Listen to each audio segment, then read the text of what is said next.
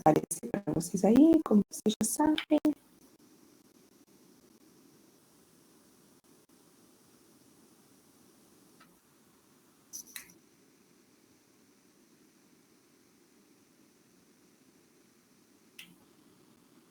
Demora.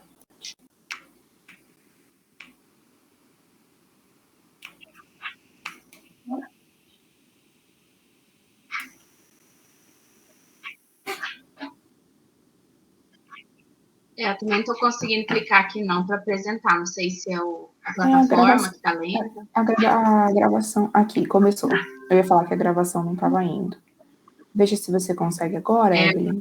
Tá travando? Acho que agora vai, peraí. Tá. Agora foi. Vou apresentar.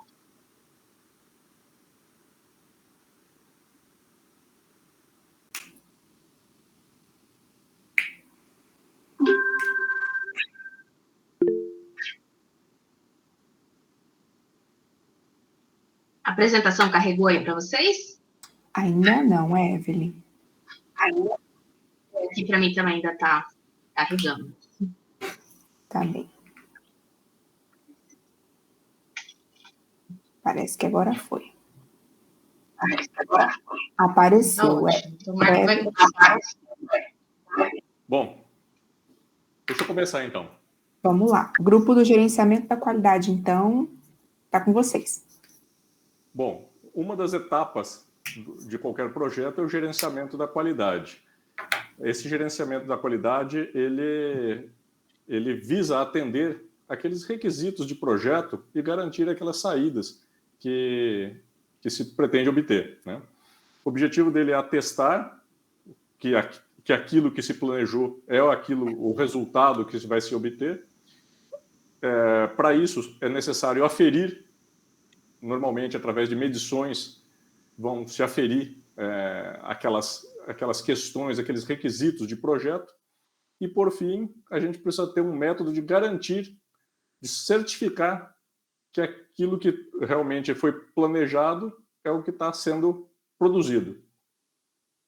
Isso tudo visa garantir a qualidade do nosso projeto. Ele abrange os processos, que incorporam a política da qualidade com relação aos requisitos, tanto de projeto quanto aqueles requisitos de qualidade que foram colocados posteriormente. Engloba também o suporte, que é uma atividade de melhoria contínua de processos, visa também minimizar a variação das saídas. Normalmente, às vezes, você tem processos contínuos, que tem mais de uma saída, e visa minimizar essas variações, e visa garantir também a entrega, com resultados que cumpram aqueles requisitos que foram requisitos de projeto e que estão vertidos no planejamento da qualidade.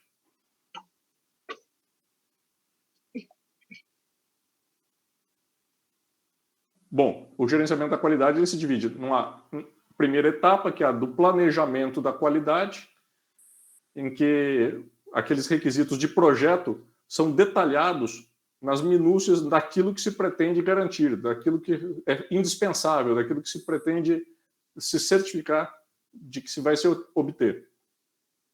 Depois, a gestão da garantia da qualidade, que se refere às formas de controle dos processos para se obter aquela qualidade necessária. E, por fim, o controle da qualidade, que é a aferição das saídas. Bom, agora eu vou falar um pouquinho sobre o nosso projeto mesmo, porque as etapas seguintes a gente vai tentar trazer um pouquinho mais aplicada à nossa prática, né? Então, para quem não teve a oportunidade de assistir ao vídeo, o nosso projeto, nossa proposta, né, de projeto é elaborar um organograma da Secretaria de Comunicação Institucional da Assembleia Legislativa, né? É algo relacionado ao meu tema de dissertação, que é a gestão da comunicação, e a gente decidiu trabalhar com algo mais específico para poder a gente conseguir levantar assim, um pouquinho mais de detalhes e também entender um pouquinho mais o que a gente está fazendo. Então, e por que a gente resolveu escolher essa proposta? porque agora, no finalzinho de agosto, a Assembleia aprovou uma lei, né, a Lei 5.704, que veio alterar a nomenclatura, né, dos quadros de pessoal da Assembleia, também mexeu no estatuto, e em alguns cargos relativos à gestão. E a própria lei fala dessa atualização do organograma. Antes mesmo da gente ter essa lei, a Secretaria de Comunicação tinha um organograma que não era condizente com a prática, porque não tinham subdivisões que já existiam, essas subdivisões elas não estavam desenhadas, então o nosso organograma ele parava ali pela metade, vamos dizer assim. E agora, com a lei, uma das gerências que compunham a Secretaria de Comunicação, ela foi extinta. Então, mais do que nunca, agora a gente precisa também atualizar e, frente a isso, ver como é que está o nosso setor nesse momento. Os objetivos desse nosso projeto: elaborar esse organograma da Assembleia, né, da comunicação, aliás, né, uma parte específica, o organograma da comunicação, alinhado à realidade do setor, porque a gente já viu que antes ele não tinha um alinhamento, né, e também alinhado à Lei 5.704. E a gente também pretende, com isso, facilitar a leitura dessa distribuição dos servidores, das atividades e funções, já que houve uma alteração aí, e também permitir que os servidores da comunicação e também da Assembleia, eles tenham, né, assim, conhecimento dessa estrutura organizacional que está vigente na Secretaria de Comunicação.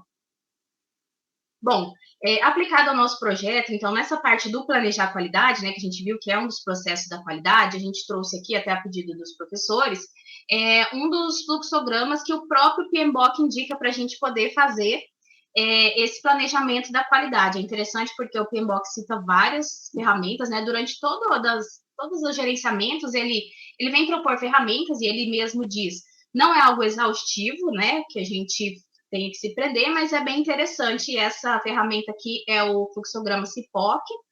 O CIPOC, ele é uma sigla, né, dessas 5 palavrinhas que estão aqui em cima, né, fornecedores, entradas, processos, saídas e clientes. A sigla é em inglês, claro, mas aqui já está traduzida para o português. E por que essa ferramenta é importante durante o planejamento, né? Porque ele é um mapeamento de processos, né? E quando a gente vem mapear esses processos, a gente começa a levantar, né, o que está funcionando, o que não está, como é que é, a gente vê, né, a gente tem a oportunidade de desenhar, né, por assim dizer, o que a gente está fazendo e onde a gente tem que atuar. E aí também nesse modelo, nesse fluxograma, a gente também pode ver ali embaixo que tem lista de requisitos. E uma das questões do planejamento é você levantar os requisitos da qualidade, né, dos padrões, tanto do processo quanto do projeto. Então, você tendo essa lista de requisitos e entendendo esse processo, fica mais fácil, né, de você levantar e ver onde, de fato, você vai ter que gerenciar e controlar a qualidade, né, que é os outros 2 processos dentro do processo do gerenciamento da qualidade. Então, você enxerga melhor esse trabalho que está sendo feito. Com relação ao nosso trabalho, a gente fez aqui, assim, vai trazer agora um exemplo do que a gente entende ser uma melhor maneira de colocar aqui para vocês uma maneira prática, né? Vamos dizer assim. Então, no nosso caso, nossa equipe de projeto está prevista um representante do setor de RH. Por quê? Porque a gente precisa entender como é que está a situação lá no RH e saber como é que está nosso setor, né? Enquanto quem está lotado em que gerência, se está atualizado, se não está, como que está esse quantitativo, que a gente está executando na prática é o que está lá registrado, né? Nas fichas funcionais, nos quantitativos. Então, um dos nossos fornecedores é o Recursos Humanos. Então, o Recursos Humanos é um fornecedor interno, né? Pode haver fornecedores externos, no nosso caso não tem fornecedor externo, a Assembleia, né? É um projeto feito pensando utilizar os servidores da própria Assembleia, mas para quem tem, às vezes, aí um projeto que precisa de fornecedores internos, é aqui que vai ser listado, externos, aliás, é aqui que vai ser listado. Então, nosso fornecedor, RH, nossas entradas, né, eles têm que fornecer os dados, então essas são as entradas, né, os dados que a gente colocou ali nos requisitos, que a gente quer que esteja atualizado, que quer que, né, a gente tenha um diagnóstico, um panorama do que está acontecendo. Esse processo, então, o que ele vai fazer? Ele vai comparar, vai listar e vai apresentar para a gente o que está havendo, o que seria a saída, né? Essa entrega dessa relação, dessa parte de um diagnóstico para a gente poder fazer o nosso organograma. E quem que é esse cliente? É a própria equipe do projeto, que vai trabalhar com essas informações a fim de adequar o organograma à realidade do setor e também à lei. E aqui também a gente vê esse desenho desse processo, né? Ali embaixo, o próprio PMBOK diz, né? Os componentes desse diagrama são flexíveis e podem ter qualquer direção. Então, aqui é só um exemplo, né? Mas você tem do fornecedor, ele vai ter uma entrada que vai gerar esse processo, desse processo vai ter uma saída que vai para o cliente, mas pode ter um requisito ali e ter uma retroalimentação do processo novamente, que às vezes vai precisar alterar alguma coisa ou refazer, enfim. Então, esse desenho ele é bem flexível, né, e pode se adaptar, que a gente vê no PMBOK, assim, no geral, que é o tailoring, né, para o projeto em si, né? Cada projeto vai exigir um gerenciamento da qualidade diferente. Então, agora a Priscila vai falar um pouquinho mais sobre uma ferramenta de gerenciar a qualidade.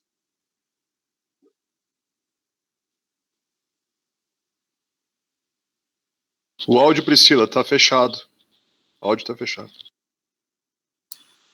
Perdão. Vamos lá. Então, eu vou falar um pouquinho sobre o diagrama de Ishikawa, que é uma ferramenta em formato de gráfico, então uma ferramenta visual.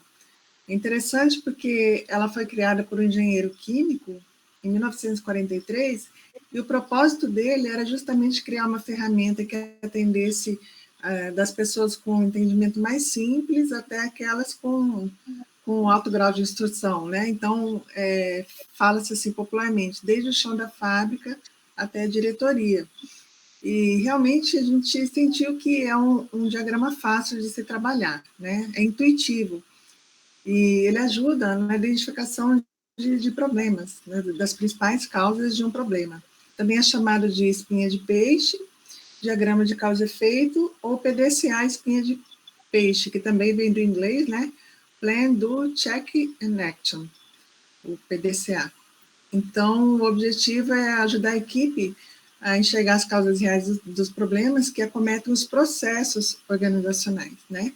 Então, quando a gente fala do gerenciamento da qualidade, a gente está falando de gerenciar os processos.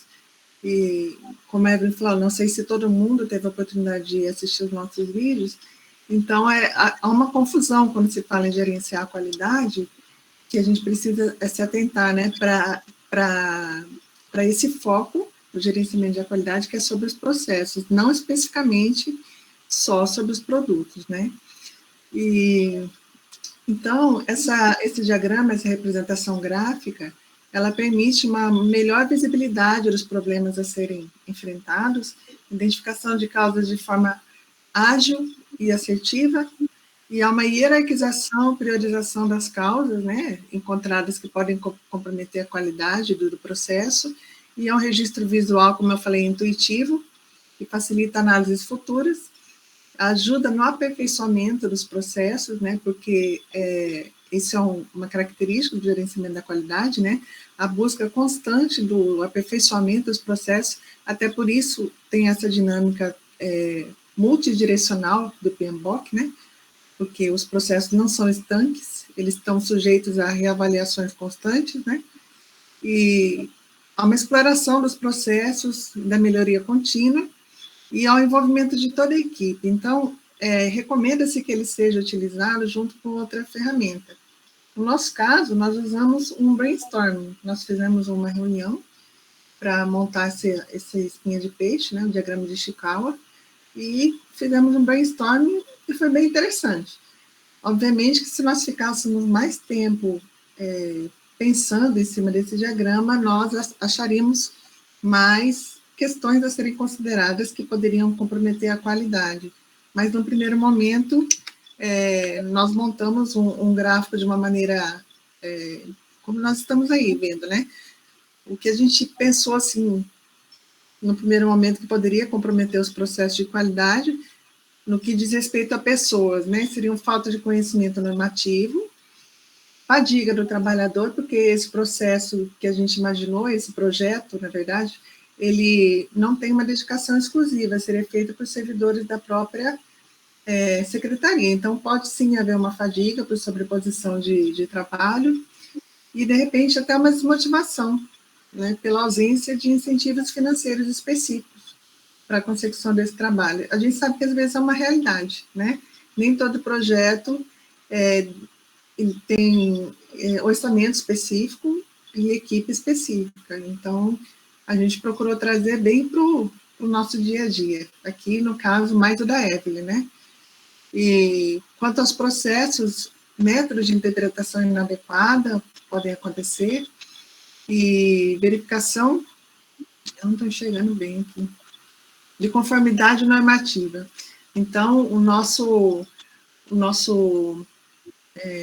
parâmetro inicial são as normas, né? Então, isso a gente precisa fazer esse processo de controle da qualidade sempre fazendo comparação com as normas que precisam ser verificadas e atendidas para a consecução desse organograma.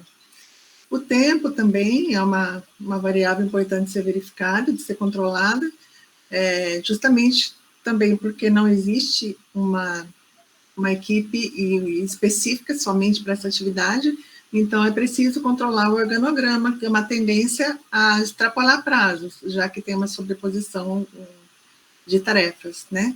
Em relação ao material, eventualmente pode ser que não tenha as informações suficientes no banco de dados da organização, e a gente costuma ver isso, né, na administração pública. O banco de dados, por vezes, não são organizados, por vezes, não contém as informações requeridas para as necessidades, né, especificamente aqui do projeto, e talvez uma ausência de autorização no credenciamento do sistema da organização, né? Como são pessoas de setores diferentes trabalhando juntas nessa equipe, eventualmente isso pode causar um embaraço inicial, precisa ser aprimorado, solucionado. Em relação ao ambiente, uma checagem do ambiente, um ambiente desfavorável, eu não sei quanto a vocês, mas, por exemplo, o meu ambiente de trabalho é extremamente barulhento, isso atrapalha bastante na produção. Na minha sala não tenho janelas, então não sei como seria a realidade dessa equipe, né? Em que ambiente ela trabalharia, isso precisaria ser visto. E a falta de comprometimento da equipe com o projeto, né? Justamente por todas essas características de falta de incentivo financeiro, de falta de tempo, isso vai será, né, um ponto de observação constante. E esse gerenciamento da qualidade, como a gente falou na apresentação do vídeo, ele pode ser feito por uma equipe específica, dependendo da complexidade do projeto, mas o que acontece nos projetos mais fluidos, e nesse caso é um projeto que a gente colocou aqui um tempo de 3 meses, né, para ser realizado, passa a ser uma responsabilidade de todos fazer esse controle da qualidade. E, inclusive, dos stakeholders, pessoas que não estão dentro da equipe, podem reportar alguma observação, né, para o gerente do projeto, que no caso seria a Evelyn, né, e para que haja esse aprimoramento constante dos processos na busca da qualidade desse produto. Acho que basicamente é isso. E agradecemos a atenção de vocês, estamos à disposição. Muito obrigada, grupo. Não é basicamente não, Priscila, vocês passaram por tudo, né?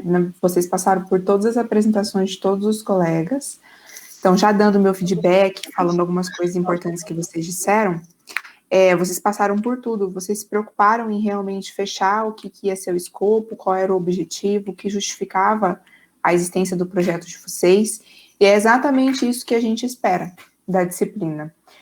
Você chegar nesse ponto e ter conseguido fazer todas aquelas reflexões, e que não é uma reflexão de escopo do projeto, de TAP, de você sentar, em meia horinha vamos terminar, né? Você tem que ficar pensando sobre isso para montar tudo que vocês montaram.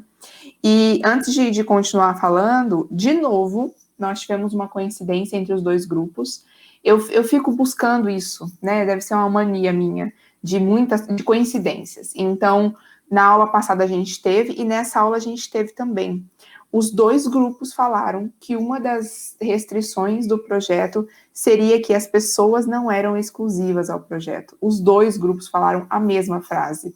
Depois vocês vão ver o vídeo, vocês vão ver que eu estou falando a verdade, né? Então, que as pessoas não eram exclusivas. E isso gera uma série de discussões que vocês trouxeram aqui.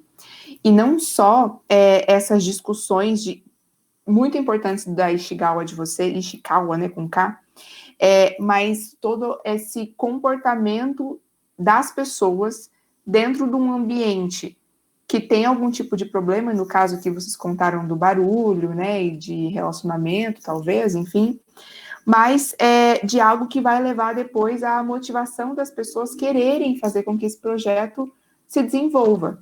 E a motivação, eu vou fazer um parênteses, porque a gente tem uma romantização dessa palavra que eu, vindo, né, dos métodos Quant, eu sou contra toda a romantização que se dá em alguns termos da gestão. Então, não é a motivação de que as pessoas têm que trabalhar alegres e jogando flores, né? É a motivação de que as pessoas têm que querer fazer aquilo.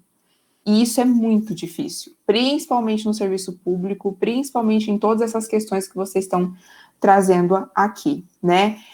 Esse padrão, eu era o próximo, Plínio, a gente já está bem ligado, mas quanto à equipe, porque eu preciso ter pessoas que saibam daquilo que eu estou falando. Eu preciso de pessoas que entendam, olha só, vou fazer o meu raciocínio, que entendam, que queiram, que se sintam minimamente ver e tem que ter ainda uma melhor maneira nisso tudo, que eu não tenho a solução agora, de fazer com que isso chegue muito bem para quem vai ser o cliente, quem é que vai receber essa entrega do projeto de vocês. E com isso é a minha primeira questão aí para a gente, não se sintam pressionados com perguntas, né, para a gente discutir. Mas quem seriam aí os clientes internos e externos desse projeto de vocês? Qual que é a reflexão de vocês sobre isso? Benchmark, Marcelo, verdade. Quem é que é o cliente interno e quem é que é o cliente externo? Então, assim, vocês falaram dos stakeholders, mas quem é que está envolto nisso e quem é que vai receber os resultados do projeto de vocês? Professora, no primeiro momento... Com relação... Pode falar. Pode falar, Priscila. É muito falar, gentileza. Eu vou falar. Já que... Inicialmente, a própria lei vem trazer que quem aprova isso é a mesa diretora, né? Quem está comandando é administrativamente a Assembleia, né? Então, internamente, seria entregue à mesa diretora, porque ela que vai fazer a aprovação, não só do organograma da comunicação, mas o organograma como um todo, né? Precisa ser atualizado, porque isso envolve toda a Assembleia. E é ela quem autoriza a publicação, né, de fato, a execução oficial desse novo organograma que precisa ser feito. Externamente, eu penso assim, a gente tem um organograma no site da Assembleia, ele fica publicado lá, né? Então, qualquer cidadão que tiver acesso a essa informação ali, a internet, vai acessar esse site, ele vai poder enxergar. Hoje, o que está lá está desatualizado. Ele consta lá, mas é o que já está revogado, né? Então, agora a gente precisa fazer o novo até para assim, uma prestação de contas, para uma transparência de que, olha, estamos assim, é assim que funciona aqui dentro, né? Ou pelo menos assim que está organizada a Assembleia. Quer complementar alguma coisa, Priscila? O que você ia dizer? Professora, eu ia falar justamente sobre esse público externo que a Evelyn falou, então, para mim, ela falou justamente que eu ia falar em mais um pouco. Tá bom, para mim também. Então, porque essa preocupação ainda é do o que a gente leva para a sociedade, né? Então, do que eu estou fazendo, do que está acontecendo aqui dentro. Gente, vocês vão se impressionar com a semelhança com que o outro grupo vai falar. Então, o que eu estou fazendo aqui dentro, o quanto que essas pessoas são capazes disso e o quanto isso pode levar. O quanto eu posso levar isso para fora, né? E lá vocês citaram o tailoring, né? Que vocês devem perceber que é a parte do PMBOK que eu mais adoro ler, né? Dali que eu tiro muitas das questões. Pode falar, Plínio. Desculpa, foi sem querer, perdão. Ah, tá, agora você vai ter que falar. Tá bom. Não, mas eu tenho uma dúvida, tá? Vou só aguardando você terminar. Pode falar. É só uma dúvida de cunho técnico mesmo na construção do trabalho. Se puder voltar nesse slide 9, por gentileza, no espinha de peixe. Não sei se é uma dúvida muito boba, mas enfim. O que eu notei aqui nas informações que estão compondo a espinha de peixe? Não sei se todas, mas boa parte delas, ou a maioria, ela faz indicativos de ações negativas, certo? Deixa eu abrir aqui, deixa eu só pegar um exemplo. Aqui está carregando ainda. Cadê o... Aí foi. Tá. Por exemplo, fadiga do trabalhador, desmotivação, etc, etc. Esse tipo de informação, ele consta muito de forma negativa, no sentido da falta, né? Do problema. O que se assemelha muito com o mapa de gerenciamento, que a gente constrói com o objetivo de não ter os problemas futuros. Minha dúvida é a seguinte, na construção do qualidade, não seria talvez mais interessante, eu não sei se também é a mesma coisa, se ao invés de nós utilizarmos essas expressões, né, falta de conhecimento, se a gente trocasse por necessidade de conhecimento técnico normativo, ao invés de fadiga do trabalhador, o tempo hábil para a construção do projeto. Eu não sei se isso é a mesma coisa, tá? Por isso que a minha dúvida, não sei se é muito bobo, mas me dá a impressão que quando você trata de gerenciamento de qualidade, pelo menos é a minha impressão, que é assim, sem embasamento, a dos colegas é com embasamento, né? Eu não estudei essa parte ainda. Mas me dá a impressão de que isso é mais buscando mitigar eventuais problemas futuros que indicar as necessidades que eu preciso para atingir o gerenciamento de qualidade. A minha dúvida é mais ou menos nesse sentido. Pode falar, Priscila.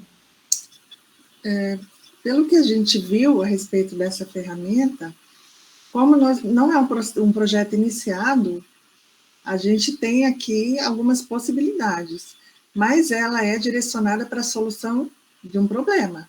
Então, uma vez detectado um problema, eu creio que não tem como fazer uma linguagem no sentido do que você colocou, Pino. Eu acho que uma vez o problema é detectado, você tem que colocar ali os fatores que provocam esse problema, e essa linguagem vai ser inerente à existência do problema, acho mesmo, né? Então, talvez no caso que o projeto já está em andamento, né? Então, com a detecção do problema, a linguagem acaba sendo essa aqui mesmo.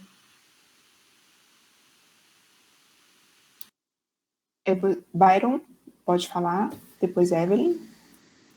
Não, só queria comentar o seguinte, realmente, para um estudo que é elaborado na direção do gerenciamento da qualidade, você, então, está prevendo possíveis problemas que você vai ter que endereçar, que você vai ter que atacar. Então, nesse elencar de possíveis problemas, você já, assim, tenta se calçar de todos os lados quanto possível, eu imagino, é assim que eu enxergo, né? Então, você vai provavelmente você vai identificar problemas que já foram identificados em outros projetos afins, em outros projetos similares, vai se preparar da melhor forma possível para esses problemas específicos, vai tentar enxergar alguns outros, né? Mas, enfim, realmente, o planejamento para a qualidade envolve você se preparar para um possível problema que você vai encontrar. E esses possíveis problemas que você vai encontrar são identificados, são nomeados, por falta de termo melhor, né, como eles são. Pelo menos essa é a minha interpretação de quando, enfim... Né. É isso mesmo. Esse quadradinho ali do final, viu, respondendo, já te passo a palavra, Evelyn, ele é, nos livros, escrito problema. Então, o que eu tenho de problema? Tanto que na maioria dos livros, quando eu fui revisitar, costuras desalinhadas, no meu livro lá da graduação. O que pode causar uma costura desalinhada? E no caso de vocês, foi a qualidade do produto não corresponde aos requisitos, né? Então, o que pode causar isso, tá? Acho que foi essa a intenção do grupo e foi atingido com isso que está escrito aí no de vocês. Mas, Evelyn, se você tiver alguma coisa para complementar, pode dizer. Não, era só para complementar com relação ali ao raciocínio do Plínio, porque ele falou sobre os riscos, né? E a área da qualidade está muito próxima aos riscos, né? O gerenciamento do risco. até serve como entrada, né? Uma das entradas previstas para o planejamento é justamente as informações que vêm da área de risco.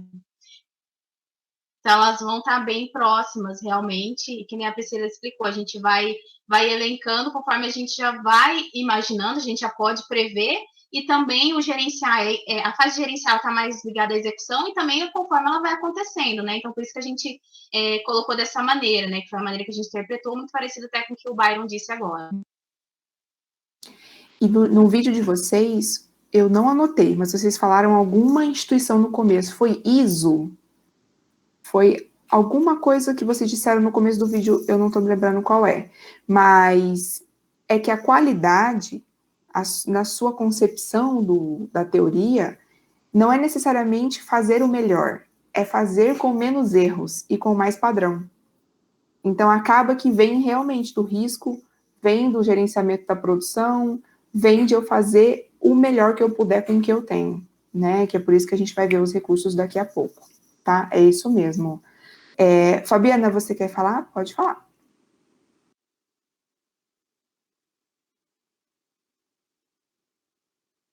Tá sem áudio, Fabi. Eu acho que Agora que eu vi que tá sem áudio. É só para fazer uma observação que eu vi, né, na apresentação do grupo de gerenciamento de qualidade, que elas detectaram um problema que pode acontecer, que eu já vi acontecer, né? Não vou falar em uma, foram algumas alterações normativas, né, que houve uma reestruturação, um início de trabalho por temáticas, né, dentro do órgão, e que, apesar de, e outras normativas forçando uma melhoria de qualidade da entrega do trabalho, que é maravilhoso, é isso que a gente quer mesmo, só que aí não houve uma preocupação em dar a solução para um passivo de processos parados. Então, a gente é instado a melhorar o trabalho, que é isso que a gente quer mesmo, né? A gente como diria o termo psiquiátrico da palavra, nós temos tara de melhorar o serviço, né? É uma tara mesmo, a gente quer. É bem gostoso trabalhar quando você consegue ver a melhora, você consegue pegar todos aqueles princípios que você fala assim, olha, trabalho premium, aplica esses princípios aqui, a gente consegue, a gente fica felizão. Só que a gente tem um prazo de atendimento para cada trabalho que pinga na nossa na nossa mesa de trabalho, na nossa caixinha virtual. E isso gera uma pressão e uma fadiga que é desproporcional. E em vez de incentivo financeiro, você recebe ameaça, né? É a cenourinha ou é o chicote, né? Que o professor Elcio falava, né? Então a gente trabalha na base do chicote. Se um dia quiserem instaurar, por exemplo, um processo administrativo disciplinar por descumprimento de prazo, eles vão conseguir, vão causar uma dor de cabeça muito grande, e aí, além daquela energia que o servidor tem que despender para melhorar e entregar um trabalho cada vez melhor, ele ainda vai ter que gastar uma outra energia para se defender, né? Então, são coisas assim, se tivesse feito uma análise igual essa que elas apresentaram aqui, dessa espinha de peixe, eles iam ver, olha, a gente quer melhorar o trabalho, a gente quer que reduza o tempo do processo na mão de cada um, mas a gente precisa dessas pessoas descansadas, a gente quer essas pessoas incentivadas o tempo inteiro, né? Não precisa ser retorno financeiro, não precisa ser um retorno financeiro, incentivo financeiro, mas não pode ser na base do chicote também, porque aí você gera um círculo vicioso que vai acabar, e a gente já vê isso começando, a adoecer pessoas. E aí você perde recursos humanos do seu projeto, que é o nosso tema, né? Porque a gente fala de gerenciamento do recurso, não é só recurso físico. A gente está falando de recurso de pessoas também. Você tem que gerir essas pessoas e manter elas incentivadas o tempo inteiro, né? Então, eu achei bem legal isso aí, porque, assim, eu vi e já encaixei lá no exemplo da casa. É isso mesmo, falei que iam se ligar aos temas, né? Não teria como não. Mas, Marco, você levantou a mão? Você ainda quer falar? Apareceu aqui para mim. Então, professora, eu acho que eu acabei perdendo assim, o assunto, na verdade, o timing da coisa. Mas o processo de gerenciamento da qualidade, ele é contínuo, né? Então, a partir do momento que foi verificado um problema, nada impede de você incluir uma alteração nesse gerenciamento da qualidade, né? Basicamente, garantir a qualidade é você garantir que as saídas estão de acordo com aquilo que você planejou. Bem ou mal, se suas saídas estiverem saindo, se estiver tendo saídas do seu projeto conforme aqueles requisitos de projeto e conforme os requisitos de qualidade que você estipulou, está tudo ok. E é o mínimo que se espera, né? É o que Pelo se espera. menos saia perto daquilo que eu planejei, que é o que o Fernando falou aqui. Fernando, você falou que é lógico. A gente aqui, raciocinando, pensando criticamente sobre isso, realmente é lógico. Na hora do trabalho, para quem talvez não tenha os conhecimentos que vocês estão tendo aqui, acontece que a gente planeja algo e vai acontecendo... A minha internet caiu? Eu tô aqui ainda? Voltou, professora, tá aqui. Tá oscilando. Cortou o áudio um pouco. Perdemos um pedaço, mas voltou. Ah, tá bom. Sumiu tudo aqui para mim, ficou preto. Tá. Então, vou voltar. Né? Então, Fernando, você falou que lógico para a gente que está aqui, mas na hora que está acontecendo ali o trabalho e que a gente está tentando fazer tudo ao mesmo tempo, que não paramos para fazer uma simples espinha de peixe, um brainstorm para refletir, aí o negócio ele desanda. E aí não fica nada lógico, e aí a entrega é bem longe do que a gente queria, e às vezes, se é que tem entrega, né? Voltando aí, puxando o tempo que a Fabiana estava falando agorinha, tá? Parece que tem... De verdade ou no trabalho? Nos dois. Eu tô olhando aqui, tá ventando bastante, e a Keila tá entrando e saindo da sala de aula porque ela já falou que tá chovendo lá na casa dela. Ah, então tá bom. Então é o que deve estar acontecendo aqui. Priscila, você levantou a mão? Sim, professora, só voltando um pouquinho, aproveitando a fala do Plínio, eu achei que foi muito oportuna, porque faz a gente pensar algumas coisas. Quando a gente fez a introdução da teoria, né, antes de falar do projeto em si, depois que a gente passa pelas etapas práticas, é que fica mais claro a divisão que o PMBOK faz no gerenciamento da qualidade, né? Então, essa espinha de peixe, ela está dentro do gerenciar a qualidade no sentido de garantir, né, com a visão nesses processos. E existia uma etapa anterior, que não necessariamente vai ficar estanque, a gente pode voltar nela, que foi o planejamento da qualidade, e que se previu, né, os problemas que poderiam acontecer, né? Então, eu acho que o Plínio, talvez ele tenha raciocinado um pouquinho em cima do planejamento da qualidade. E aqui, né, a gente já está gerenciando, então, como eu havia falado, o problema é instalado. E depois vem a garantia. Não necessariamente depois, mas talvez antes, no meio, mas o processo do PMBOK, né, como ele apresenta, é nesse fluxo, né? É só isso. É isso mesmo. E eu vou voltar no do Marcelo Pereira aqui, do chat, que eu me distraí com a tempestade da Fabiana, que está falando aqui, a falta de liderança para definir essas metas. Mas eu vou guardar essa liderança para a gente ver o próximo grupo, que vai falar justamente dos recursos humanos que eu preciso para que isso realmente, que tudo isso aconteça, tá? E fica tranquilo, Fernanda, a gente entendeu sim, mas foi boa essa discussão para a gente pensar, tá? Em que momento entraria uma obsolescência programada ou prevista? E aí, grupo, em que momento? Poderia explicar melhor a pergunta? A obsolescência programada, da maneira mais simples e clara, é quando eu tenho, imagine só, produtos que têm um prazo de vida. Então, eu sei que a minha impressora da minha casa, se eu tentar arrumar, vai ser mais caro para arrumar ela do que eu comprar nova.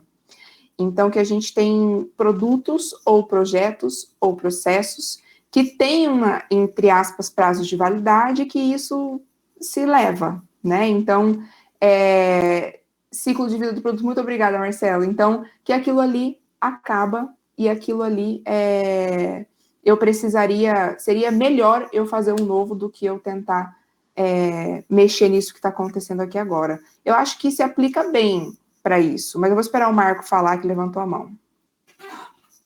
Começa logo como requisito de projeto, professora. Logo na primeira etapa, você fala assim, olha, nós vamos começar, queremos um produto e esse produto tem uma vida tal. É um dos requisitos de projeto, imagino.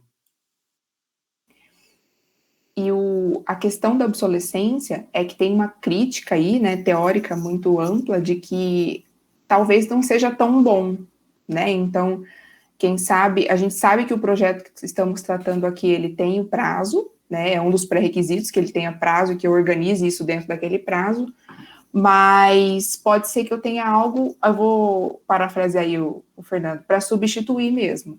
Então, pode ser que ele tenha ali cumprido o seu papel e que eu faça agora algo a mais para melhorar, para mudar, para, enfim, intensificar os resultados, algo nesse sentido. Tá? Não sei se ficou mais complexo ou mais simples. O que vocês têm a dizer?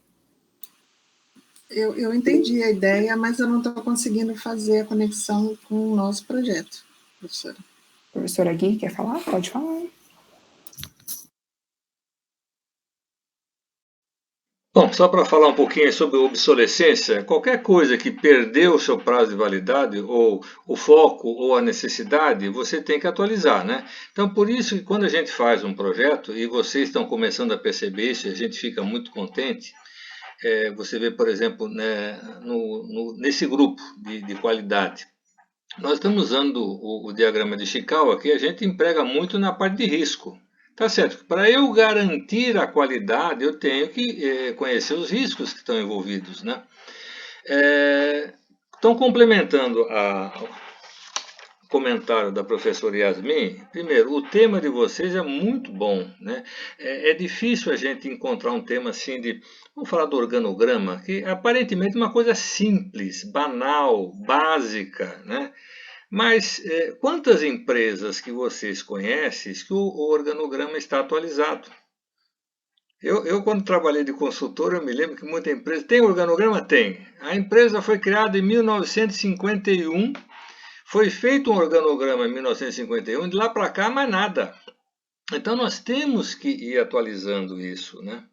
Então, a parte da obsolescência, né? Esse organograma está obsoleto? Desde quando? Ou quando que poderia se tornar obsoleto? Por exemplo, amanhã aparece uma nova mídia. Nós precisamos ter alguém que se responsabilize por essa mídia, né? Alguns anos atrás, alguém ia falar em redes sociais, né? Não existia redes sociais, né? As empresas usavam o porta-voz, né? Hoje já comunicação social, comunicação institucional, os nomes estão ficando cada vez mais complexos, mais bonitos, né? Depois, está muito bem alinhado, né? Vocês estão falando um pouquinho, né, de termo de abertura do projeto, declaração de escopo, né? É aquela história, as 10 áreas, elas se conversam, elas estão presentes em todos os momentos, e é muito bom quando a gente percebe isso. Muitas vezes nós estamos mexendo com qualidade, a gente vê que tem que mexer em alguma coisa lá, né? Então, uma das coisas que vocês comentaram bastante no começo, que é pegar a equipe, motivar a equipe, né? Então, nós temos duas frentes. Primeiro, a integração. Nós temos que integrar esse pessoal. Depois, nós temos que ter liderança.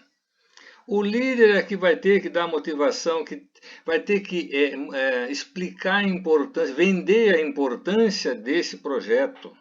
Porque senão, se ninguém comprar essa ideia, como é que faz? Ou então fica a velha tônica, né?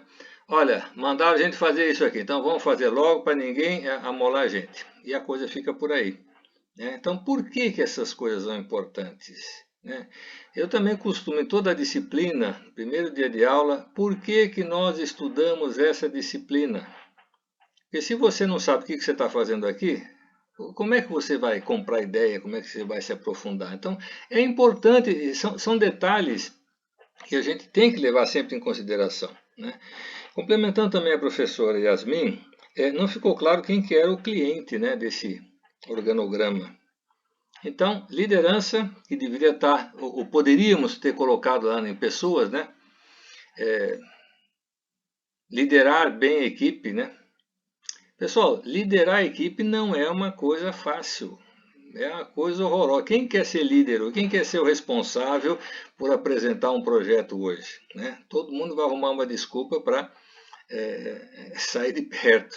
Então é complicado, mas nós temos que dar resultado. E nós somos medidos, nós somos avaliados pelos resultados. Gostei muito do grupo, que ele não entrou no mérito da discussão filosófica. O que é qualidade? O que você entende de qualidade? A minha qualidade é igual à sua? Não, já foi direto, já falou o mínimo que tinha que falar, é isso importante. Dentro das fases da qualidade, a mais complicada que nós temos é garantir essa qualidade. Porque fazer um planejamento é coisa relativamente simples, né? Controlar a qualidade é uma coisa relativamente fácil e simples. Mas garantir que todos os processos tenham a qualidade para você conseguir atingir o teu produto final é complicado. Isso me lembra, trabalhei numa empresa que tinha acabado de criar o cargo de garantia de qualidade, né? E esse rapaz, né, gente boa, eu trabalhava com a logística naquela base do Bumba Meu Boi, e ele foi lá uma vez ver o carregamento dos caminhões que iam fazer a entrega, né, durante a madrugada, e ele ficou horrorizado como é que a gente trabalhava. Ele falou, putz, como é que eu faço, Aguirre? Se eu fizer um relatório, você está encrencado. Eu falei, não, faça um relatório que você está vendo, porque você me ajuda, porque a gente pede recursos, a gente pede melhorias, a gente pede condições, mas ninguém dá. Quem é que valorizava depósito, armazém há uns anos atrás? Ninguém. Se não servia para nada, vai ser um auxiliar do armazém. Com a logística já deu uma melhorada nisso.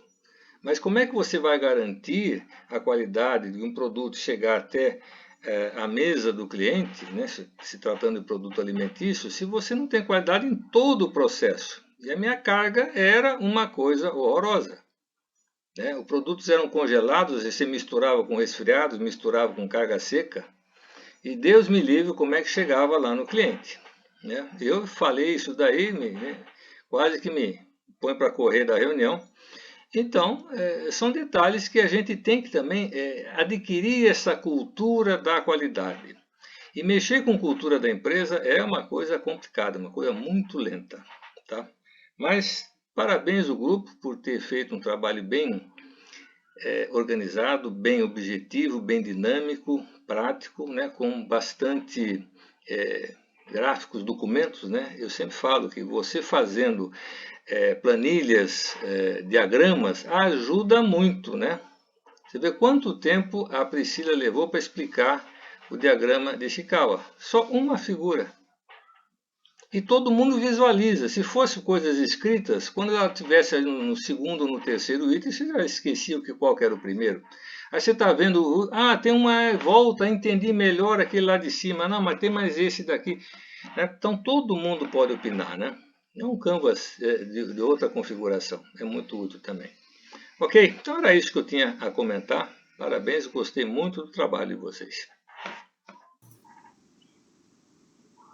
Faço suas as minhas palavras, Aguirre, também gostei muito do grupo do que vocês fizeram. É sempre bom trazer a prática, porque aí é onde a gente vê o que a gente realmente entendeu e onde que temos dificuldade ainda, tá? Vocês estão de parabéns, gostei muito do vídeo de vocês. Se ninguém mais tem nenhuma dúvida, o grupo, então, está liberado. Parabéns. Após o relatório. Ano que vem a gente já vai poder se ver. Muito obrigada, então, grupo da qualidade. Agora a gente vai... Gerenciamento dos recursos. Então, tá todo mundo aqui? Voltou aqui a tela de todo mundo para mim.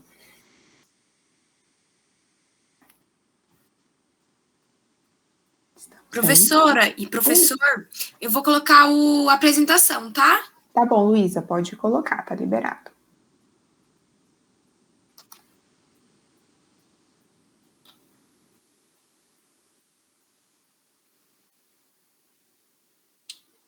Pessoal, esse é o PowerPoint, basicamente, que a gente colocou no vídeo. A gente vai falar de uma maneira tentar falar de uma maneira um pouquinho mais rápida sobre essa parte teórica, né? Gerenciamento dos recursos do processo, dos recursos do projeto, basicamente identificar, né, adquirir e gerenciar todos os recursos que sejam necessários para que o projeto entregue o que ele se propôs, né? E garantir que esses recursos eles estejam lá na hora certa, no lugar certo e para a equipe, né? E ele também envolve desenvolver, inclusive, a equipe, né? Escolher as pessoas e a equipe. Envolve processo de planejamento, processo de execução, processo de monitoramento e controle, né, que são as áreas de conhecimento lá do grupo de processos do PMBOK. E ele está envolvendo as fases genéricas desde lá do início do projeto, da organização, preparação, da execução do trabalho até o término do projeto, né? Quando a gente fala... Pode passar, Lu. Quando a gente fala de recursos do projeto, a gente está falando de pessoas, né, a equipe, os stakeholders internos, e materiais, equipamentos, instalações.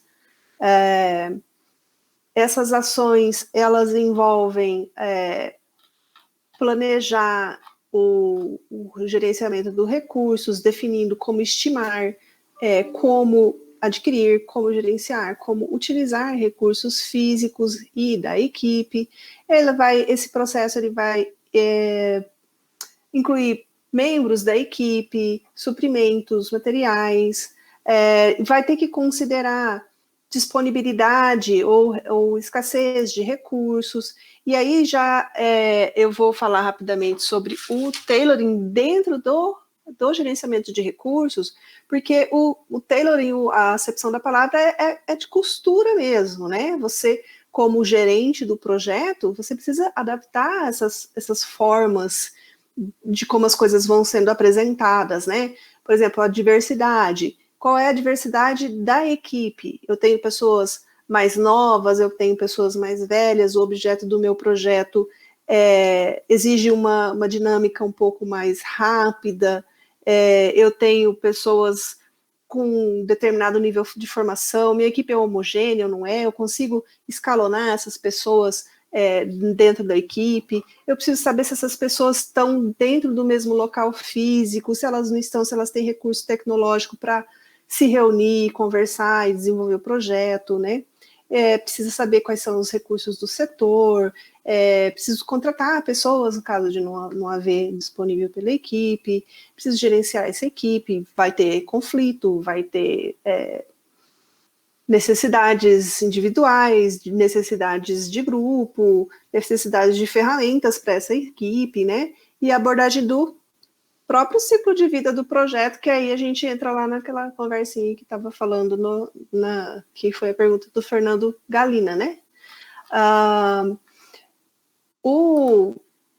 As ações de adquirir recursos, planejar gerenciamento de recursos, que eu já falei rapidamente, estimar os recursos das atividades, você vai de acordo com, você vai lá no planejamento, no plano de gerenciamento do projeto, né, o plano de gerenciamento dos recursos, a linha de base do escopo, você vai pegar os documentos de atributo das atividades, das listas das atividades, registros de premissas, estimativa dos custos, né, registro dos riscos, fatores ambientais, até arquivos de ativos de processos organizacionais, vai usar como ferramentas e técnicas essas que estão aí dispostas, inclusive as reuniões, que eu acho que é primordial para qualquer gerenciamento de equipe e equipe de algum projeto em especial, e as saídas dessa estimação de recursos, né,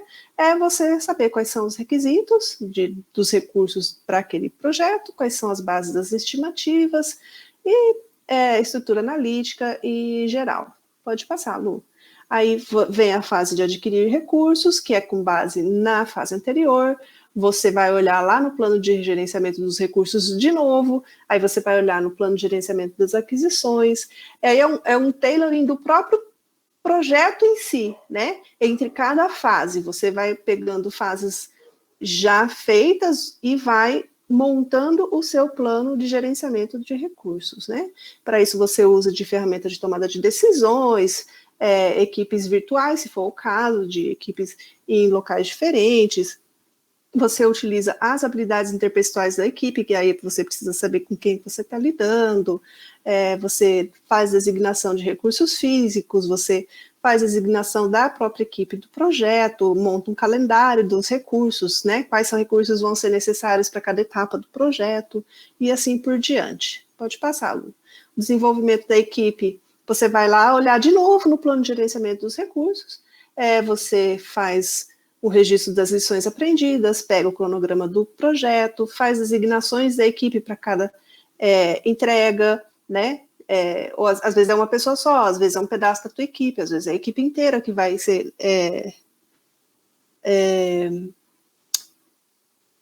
necessária para entregar determinado requisito do projeto. As saídas, aí você vai ter os documentos de atualização do próprio projeto, atualizações nos fatores ambientais da empresa que vão fazer influência nesse desenvolvimento da equipe, avaliações do desempenho da equipe, porque essa equipe tem que estar afinada com o desenvolvimento do projeto o tempo inteiro, e assim por diante. Pode passar, Lu. Controlar os recursos, volta. Controlar os recursos é basicamente você fazer o gerenciamento de que esses recursos estão sendo colocados, disponíveis para o projeto no tempo certo, para as pessoas certas, né?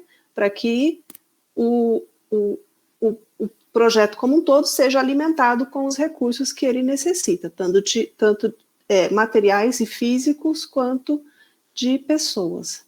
Pode passar, Lu.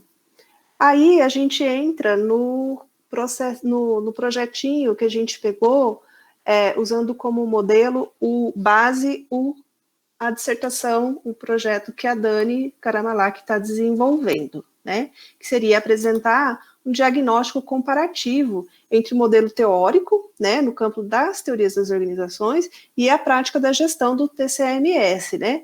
Aí, com base nessa comparação, faz uma apresentação de um relatório que apresenta eventuais divergências ou lacunas, né? Ou não, ou conclui que não, que tanto a teoria quanto a prática estão andando juntas e não tem problema nenhum, né? Pode ser um resultado válido para a pesquisa também. Só uma explicação, que nós escolhemos o projeto da Dani, porque a dissertação, na verdade, não é a dissertação como um todo, mas é um capítulo ou uma parte, né, da dissertação dela, e nós escolhemos o dela porque ela estava mais avançada, mais madura no que ela pretendia fazer, nas fases, então foi por isso que a gente escolheu fazer o projeto com base no dela, né? E porque esse nosso projeto, ele vai conversar tanto com o semestre passado, como o semestre de agora, com teoria das organizações, então a gente conseguiu fazer essa mescla de conteúdo, né? Pode ir. Então, na declaração do escopo, nós apresentamos os resultados previstos, a lista de entregas, as premissas e as exclusões e restrições específicas do projeto. Como a professora falou, como restrição e exclusão, a gente colocou também que não estamos... Nós trabalhamos no projeto, mas não é dedicação exclusiva. Então, isso pode trazer... questões ao longo do desenvolvimento do projeto. Peraí. Agora, a Keila quer apresentar, Keila, essa tabela? Esqueci de ligar o microfone, só isso. Então, nós utilizamos como parte dessa atividade, né, da elaboração do projeto, nós aplicamos a metodologia 5W 2H, que ela se constitui numa ferramenta de planejamento que auxilia a demonstrar as atividades, os prazos e a responsabilidade do projeto. Esse método, ele consiste em fazer perguntas com o objetivo de levantar as informações mais relevantes, mais importantes, que vão servir de apoio a esse planejamento. A sigla 5W2H, ela tem origem no inglês, né? E significa o que, what, who, quem, why, porquê, onde, when, quem, quando, how much, how many, como e quanto. Nessa tabelinha não foi incluído o quanto, né? Mas as palavras, elas correspondem às diretrizes que vão solucionar as dúvidas que podem aparecer ao longo do projeto. Então, nessa planilha, nós aplicamos ao projeto e conseguimos reunir as principais tarefas, identificar as responsabilidades que seriam atendidos com os recursos disponíveis e dentro do prazo disponível. Então, nós temos aí o que será feito, por que será feito, quem é o responsável, quando ou com qual periodicidade. Nós definimos aqui 6 meses, porque é o prazo que nós vamos ter para entregar o projeto, né? Onde e como. Entre as atividades foi listado elaboração do plano de gerenciamento do projeto, a pesquisa de normativas aplicáveis ao Tribunal de Contas do Estado, o relatório dos resultados da pesquisa, levantamento do referencial teórico, relatório com os resultados da pesquisa, o condensamento dessas informações, né, das normativas aplicáveis ao Tribunal de Contas e também do referencial teórico, uma reunião para finalizar os trabalhos e um diagnóstico. Nós definimos como responsáveis, né, ficticiamente, gerente, membros de equipe, criamos a figura ali do coordenador também. Quanto ao prazo, eu já falei, né, o local, nós definimos que a maior parte das reuniões seria online, mas no escritório do projeto.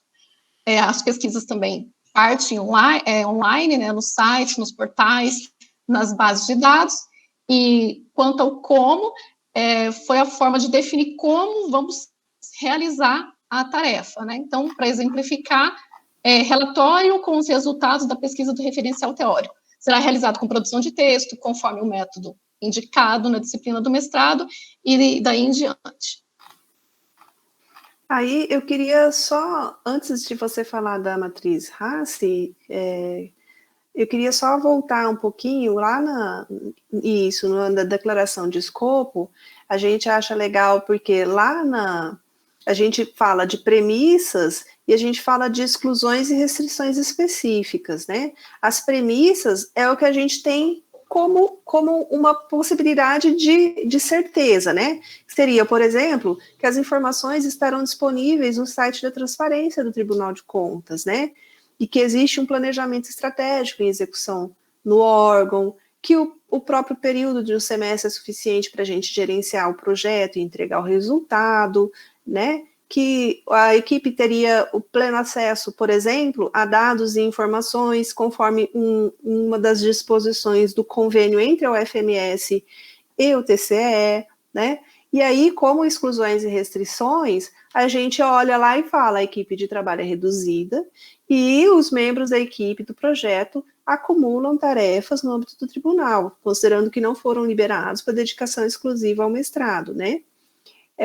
Aí, outra possibilidade, né, de exclusão e restrições seria a possibilidade de trabalhar com um planejamento estratégico desatualizado ou inoperante ou inatendido, né, porque ele pode estar atualizado e operante, mas não está sendo atendido, né.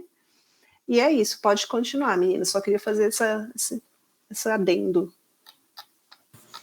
Agora eu vou falar de outra ferramenta que nós aplicamos na nossa atividade, que foi a matriz Hasse. Ela também pode ser usada na gestão de projetos, e ela é interessante porque ela permite você fixar bem as responsabilidades de cada membro do projeto. Luísa, você pode passar o slide?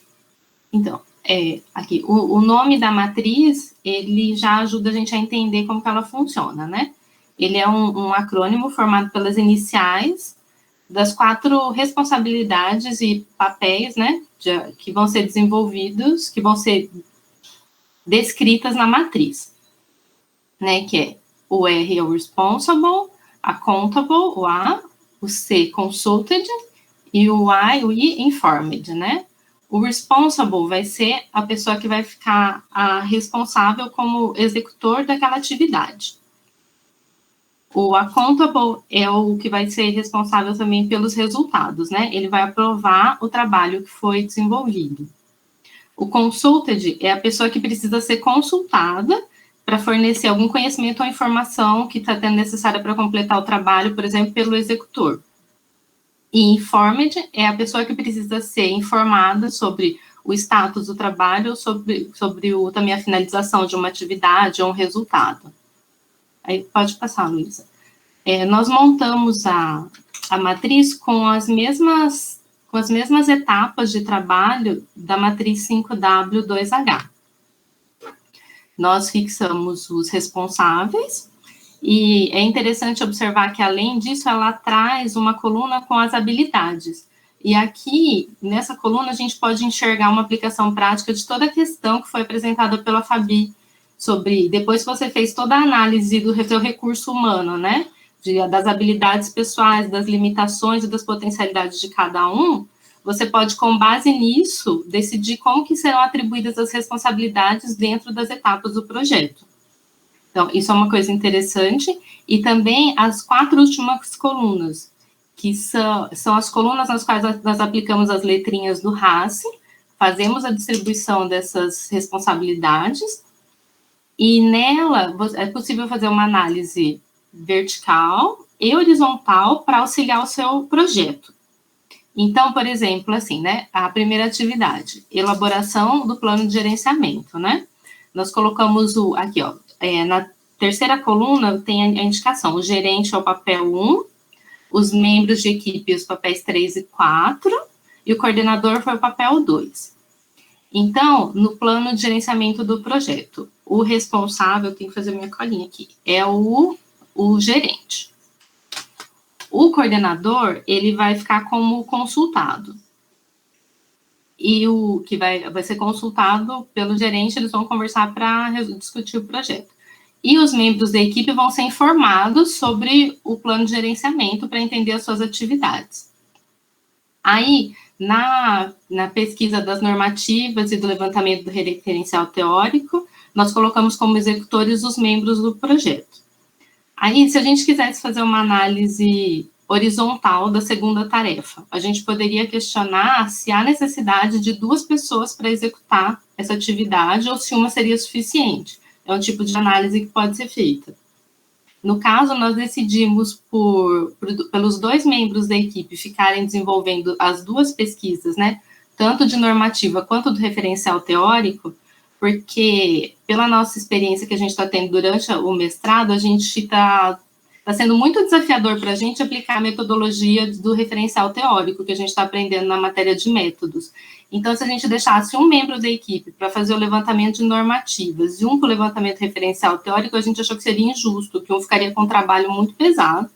Então, a gente optou por reduzir o tempo para a primeira pesquisa, para os 2 fazerem juntos mais rápido, e depois ter um tempo maior para fazer o levantamento referencial teórico, mas mantivemos os 2 membros. Aí também é possível fazer a análise vertical, né? Só que aí você vai ver a quantidade de tarefas que foi atribuída para cada pessoa. Por exemplo, assim, no papel 1, a gente vê aqui que só ficaram 3 funções, né? Para o gerente. Ele só está participando de 3 processos.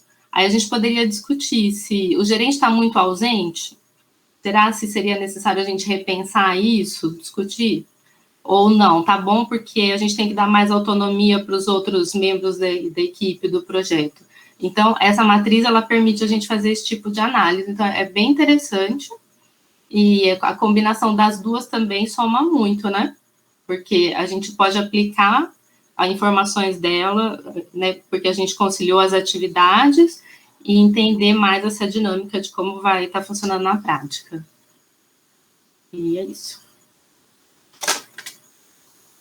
Muito obrigada, nós que agradecemos. E eu já vou começar fazendo uma crítica, né, ao que a gente vive hoje aqui, vamos falar no país como um todo, por que que as pessoas não fazem RACI no ambiente de trabalho mais vezes? E eu já vou perguntar e já vou responder, né, que eu tô à crítica. É porque as pessoas não conhecem, tá? Então, assim, é o critério básico de você dividir tarefas dentro de um setor, dentro de uma organização, dentro de casa, se fosse o caso. Para eu saber se isso que vocês estavam explicando agora, eu vou começar do final, de quem é que está fazendo mais coisas, quem é que está fazendo menos coisas, isso é pesado para as pessoas, isso está escrito numa linha essa tarefa, mas o quanto que isso vai demandar de tempo dessa pessoa para fazer. Então, é o mínimo, né? É o mínimo. Eu não sei se vocês já viram, mas por onde eu passei ainda não vi isso escrito e aplicado em lugar nenhum, né? Pode falar, Fabiana. Uma matriz RACI, para começo de conversa, conseguiria, por exemplo, ser um pontapé inicial de um critério de produtividade justo.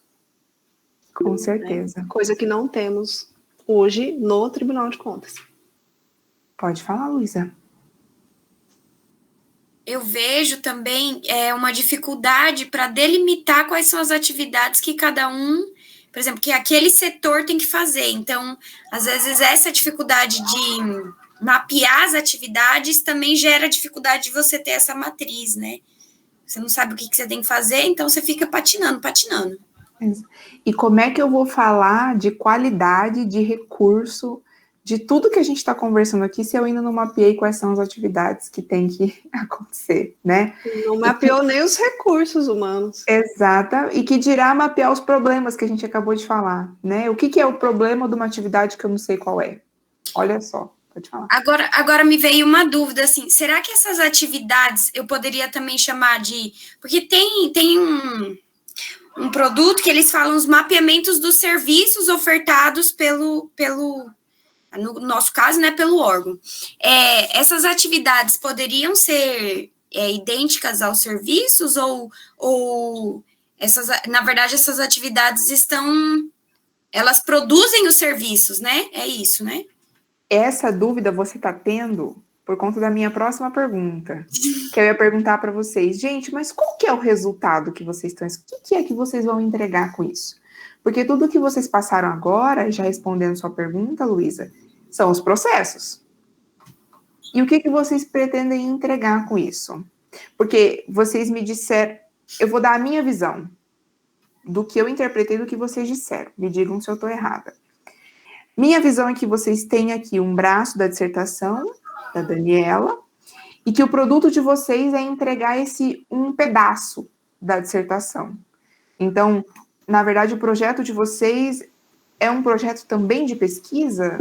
Deixem isso bem claro aí para a gente. O que é o produto de vocês? Então, professora, quando a gente estava discutindo para escolher qual seria o projeto, a gente pensou que, ao mesmo tempo que a gente tinha que escolher seria interessante também escolher algum tema que fosse ajudar nas 4 dissertações. E fazer essa análise do nosso local de trabalho, que até para mim, pessoalmente, foi uma coisa que me surgiu na primeira atividade que nós fizemos na nossa disciplina, né? Que era para a gente falar sobre o nosso local de trabalho. E eu, particularmente, vi que eu não conheço meu local de trabalho. Eu acho que eu conheço, mas eu comecei a me perguntar muito. Eu falei, como que eu vou fazer uma dissertação para propor uma melhoria para a minha instituição que eu não conheço ela direito? Então, o primeiro passo, que eu falei, antes de tudo que eu vou fazer, até para fazer um bom projeto, eu vou precisar me debruçar, entender minha instituição, e eu acredito que todos nós que estamos aqui, que somos o TCE, e quem não é, vai ter que fazer isso da sua instituição também, né? Então, a gente entendeu que seria interessante isso ser um projeto para todos, porque de uma forma ou de outra, todos nós vamos ter que fazer esse diagnóstico para, inclusive, identificar os problemas que a gente vai buscar fazer as propostas, né, dos produtos técnicos e tecnológicos. Então, para mim, isso vai ser um capítulo da minha dissertação. Entendi. Pode falar, Luísa. Eu já complemento o seu, Daniel. É um diagnóstico mesmo, professora. Então, é uma pesquisa e, ao mesmo tempo, você faz uma pesquisa analisando o caso concreto, né? Então, a gente pensa num diagnóstico mesmo, o produto do projeto como um diagnóstico. Que é a última atividade que estava aí projetada de vocês, certo? Que a última estava lá, diagnóstico. E eu anotei uma frase do vídeo de vocês, que alguém falou, agora eu não me lembro quem, que vocês estavam tentando, ou que tudo que vocês estavam fazendo e explicando no vídeo, era para possivelmente encontrar lacunas no modo de trabalho. Então, é um diagnóstico para encontrar lacunas no modo de trabalho, certo? Ok, então agora ficou claro qual é o produto de vocês. Ou tá? não, né, professora? Às vezes não tem lacuna, tá tudo lindo e a gente tá botando o defeito à toa. Então a gente já pode dormir, deitar, dormir, não tem para que ter essa disciplina. Né? A gente não precisa fazer essa reflexão. Porque aí depois, no próprio vídeo vocês falam, porque a gente quer soluções. Mas, na verdade, as soluções vão ser resultado do que vocês estão fazendo nesse diagnóstico, né? Então, depois vocês vão propor, né? Então, Fabiana vai vir com ainda mais problemas de pesquisa aí para a gente conversar, né, Fabiana? Já estou vendo tudo. Você não sabe meu nível de desespero. Cara, peraí, eu tava calma, me deixa eu manter calma ainda até quinta-feira, né? Mas, então tá bom, agora eu entendi. E quem que é a opinião especializada do trabalho de vocês? Lá, falando dos pré-requisitos e do que eu preciso refletir sobre o meu projeto. Quem que é a opinião especializada? São vocês? Quem mais, além de vocês? Pode falar aqui. Nós estabelecemos, professora, que faríamos entrevistas também no âmbito do órgão, né? Já como, acho que não ficou claro ali, porque essa fase seria primeiro o diagnóstico, mas vai ter essa fase das entrevistas com os responsáveis, para identificar melhor os processos. Entendi. Eu entendi muito bem. Eu só quero que vocês tenham muito claro, porque aí vocês tocaram num assunto delicado, que é pesquisa, né? Que a gente já tem, vocês já estão tendo a disciplina de segunda, não vou entrar nesse ambiente, mas é que são duas coisas bem diferentes. O diagnóstico é um, identificar o problema é outro. Então, são duas... solucionar o problema é outro. Então, o diagnóstico do problema e solucionar o problema são duas coisas distintas, tá? E não tem problema se você chegar depois aí só no seu diagnóstico para propor algo e não conseguir solucionar nessa pesquisa que vocês estão fazendo aí. Só uma divagação para complementar o que vocês estão dizendo, tá? E aí, me chamou muita atenção porque vocês quiseram e querem entender aí lacunas do modo de trabalho. E no capítulo de vocês, ele começa falando de uma coisa que a gente vai gerar aqui várias discussões, já puxando o que Marcelo falou agorinha sobre os chefes e líderes em algum momento aqui do chat. Que, para que isso tudo aconteça, para que a gente consiga realmente fazer o gerenciamento dos recursos, eu precisaria pensar também em equipes autogerenciáveis. Na verdade, ele fala de auto-organizáveis, que eu conheço como autogerenciáveis, que são as equipes que conseguem ter mais autonomia, que não precisa necessariamente do chefe, do líder ali tomando conta, né, ou pelo menos, enfim, cuidando tudo que eles estão fazendo. E dentro desse ambiente aí do que vocês já conhecem de diagnóstico, é possível? Já existe isso lá dentro? Conta pra gente aí da experiência de vocês. Conhecem o próprio papel, entendem o que eles têm que entregar e conseguem ali desenvolver, né, as atividades. Então, é possível ali dentro desse ambiente, já do que vocês já viram, acham que vai ser um problema? Equipes autogerenciáveis. Eu acho que está tudo muito heterogêneo ainda. Eu acho que a gente tem um grupo bastante grande. Vamos reduzir a um número bastante grande, mas só de um cargo, que aí fica, vamos reduzir o escopo, porque senão a gente fica doido, né? Vamos falar de auditor de controle externo, né? Que é o cargo da maioria dos integrantes do Tribunal de Contas que estão aqui hoje fazendo do mestrado. Mesmo nesse grupo, que aí é por volta de umas 150 pessoas, ainda há um entendimento muito heterogêneo sobre qual é o papel, qual é a missão, qual é o que tem que fazer.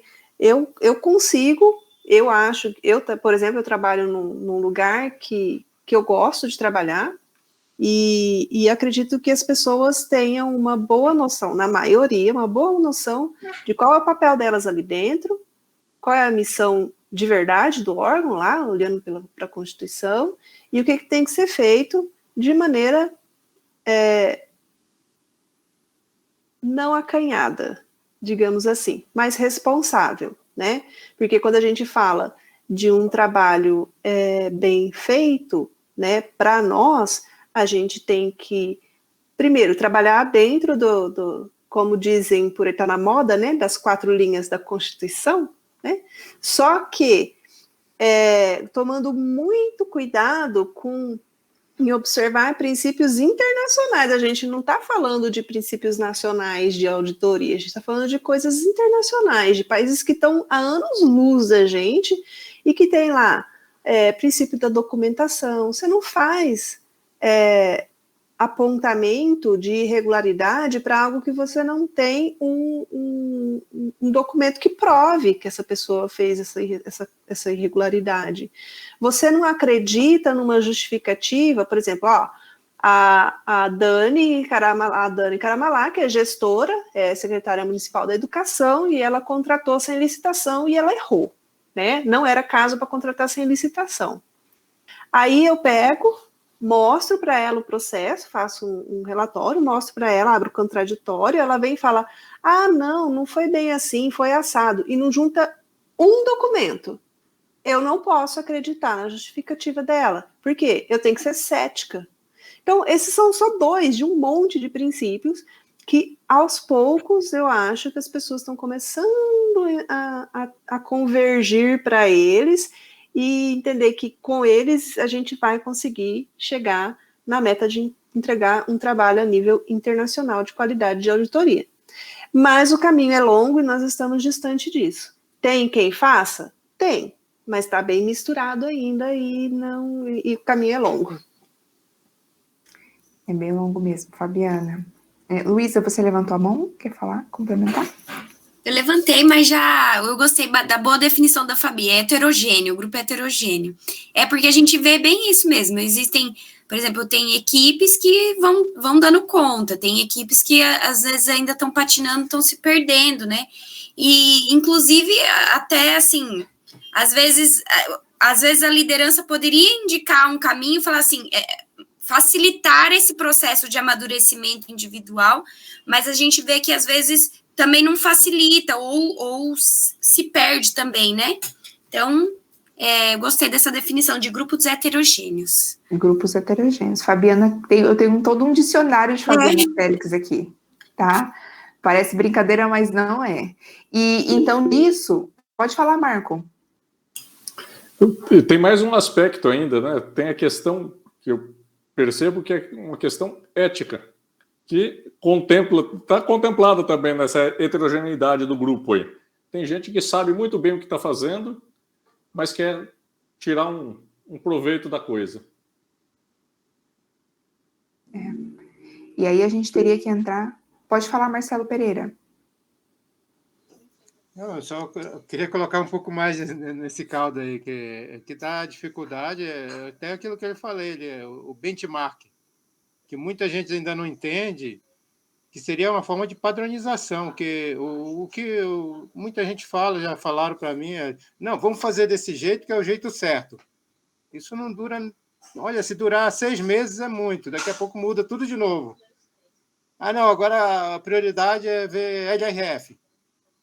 Aí daqui a pouco muda, passa um mês, não, agora a prioridade é ver as contas de governo. Aí muda de novo, não, a prioridade, vamos ver aquelas auditorias que estão guardadas lá há uns 2, 3 anos, lá ninguém olhou, muita coisa, aí mudou a prioridade, aí então falta benchmark. Mas aí depende da liderança também, né? Se não tem liderança, não vai ter uma forma de construção dessa padronização, vai ter imposição. A imposição não dura muito. O cara chega e diz para mim, não, esse aqui é o perfeito. É o perfeito na ótica dele, ele não conversou com ninguém, só coloca aquilo. Aí, no caso, a gente não está falando de liderança, a gente está falando de chefia, né? Que não tem, né? É verdade. E isso tudo vai puxar não sei se vocês tiveram oportunidade, eu sei que vocês estão com bastante coisa aí de tarefas, mas nos primeiros capítulos, na introdução do primeiro dia de apresentações que a gente teve aqui, que foi o papel do gerente de projetos, né, da preparação dele, de quem que é ele, como que ele tem o que ele tem de papel interpessoal, como ele, enfim, é maduro em gestão. Alguém falou, lembra, de maturidade em gestão, né, na última aula, que eu anotei aqui também, que é a maturidade em gestão para poder liderar isso, né, e senão a gente vai ficar, parece-me às vezes, que a gente está sempre às cegas, né, sempre vamos tentar aqui, não deu volta, vamos tentar aqui, não deu volta, vamos tentar ali, e aí a gente vai, tentativa e erro, né, pode mas se tentasse não deu volta, mas pelo menos documentasse que aquele caminho ali não adianta seguir mais, mas não, volta e faz de novo, não é assim, né, gente, parece que a vida é eterna e você tem todo o tempo do mundo para perder. É de propósito, Fabi, é de propósito. E talvez a gente esteja criando aqui bons agentes de mudança, porque provavelmente isso vai incomodar vocês mais agora, sabendo disso, vendo essas ferramentas, e aí puxando a ferramenta que a Keila mostrou, que é 5W2H, isso aí, coloca aí pra gente, por favor, né, isso, o diagnóstico de vocês tá no último aí, isso aí, para mim também seria o básico aí de qualquer coisa que a gente fizesse, isso aqui vão ser as perguntas que vão ser feitas para vocês na banca, mas por que você fez esse trabalho? Então, assim, falando, né, do projeto de vocês, mas quem que é responsável por isso? Mas quando? Como? De que maneira? Quanto que gasta?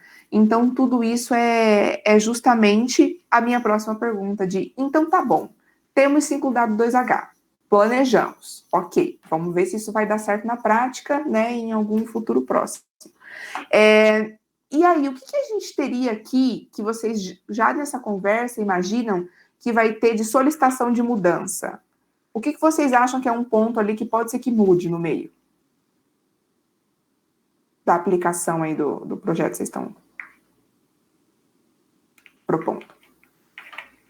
Talvez ausência de acesso a algum dado, informação. Acho que é o mais provável. Acho que normas teremos, né, mesmo porque, enfim. Às vezes, se a gente estivesse tratando de norma municipal, de algum lugar mais pequenininho, às vezes dá trabalho para encontrar, mas no caso do Tribunal de Contas, não, está bem compilado e está disponível, o caso das normas, né, pode acontecer de estar lá disponível o texto, ele não está mais vigendo, mas aí você vai em outro e descobre que não é mais o caso de ser aplicável, né? A não ser que seja um levantamento histórico. Só essa parte?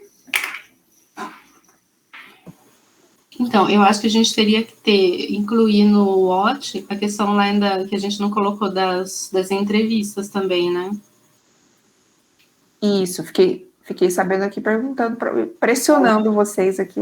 Porque a gente colocou só naquela planilha de comunicações. E não colocamos aqui. Então... Professora, e eu ia falar uma coisa, mas eu já voltei atrás do meu raciocínio. Porque, o diagnóstico aqui está como atividade, mas é porque realmente nós vamos fazer um diagnóstico como atividade. Mas ele também será o produto, é porque o nome é idêntico, né? Então a gente fica confuso mesmo isso. Mas talvez mudar esse nome de diagnóstico aqui no 8 como atividade, para a gente poder compreender melhor que isso aqui é uma atividade, mas o produto é o diagnóstico, né? Então... E quando for a primeira coisa que vocês forem dizer, olá, meu nome é Yasmin, o produto do meu projeto é um diagnóstico para, deixa eu ver a frase, lacunas no modo de trabalho do TCE, para que isso seja subsídio depois para as dissertações das componentes aí do grupo, tá? Professora, pode. Uma questão que nós discutimos também foi o prazo, que pode haver algum ajuste, alguma mudança, porque ficamos questionando o tempo suficiente para levantamento das normativas, até por isso sugerimos de que os dois membros fizessem conjuntamente, porque se fizesse, estamos deduzindo que a pesquisa das normativas seria muito menos extensa que a do referencial teórico, né? Então haveria um desequilíbrio ali nos prazos. Então, deixamos uma margem até grande para o fechamento, para a reunião e para finalizar o diagnóstico. Porque entendemos que a partir dessa reunião, da última reunião aí da equipe, poderia ter ainda algum desdobramento, poderia alterar alguma coisa no projeto. Então, acho que o prazo é um elemento interessante, assim, que poderia sofrer esses ajustes. Com certeza, Keila, concordo com você. E tanto que eu vou contar uma experiência bem breve, eu tenho um projeto de pesquisa que é de diagnóstico. E ele tem duração de 5 anos. Não sei se isso conforta ou se desespera, tá?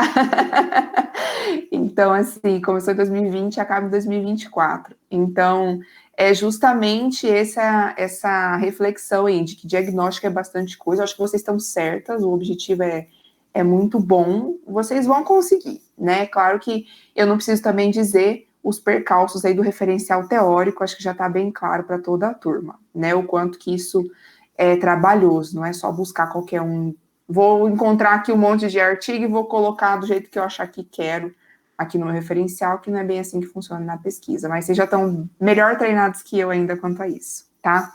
Bom, se alguém não tiver mais alguma pergunta, eu vou fazer a minha última pergunta para o grupo. Alguém quer falar alguma coisa? Professora Aguirre? Aqui, para mim, parece que as pessoas estão saindo, mas deve ser eu que estou saindo, né? Que eu estou com muitos problemas. Internet hoje, professora, eu já caí 3 vezes. E não nem estou chovendo ainda, viu, gente? É só vento mesmo. Nossa. Ai, tomara que não acabe a luz. Bom, então, grupo, disso tudo aqui que vocês estão dizendo, no capítulo de vocês tem um termo que eu gosto muito, que a gente poderia se estender aqui a noite inteira, que é inteligência emocional, que já ficou bem provado aqui na apresentação de vocês, que é algo que ainda é demandado de nós, mas ainda não conseguimos chegar no nível mínimo para fazer com que todos esses projetos que a gente está prevendo aconteça da melhor maneira.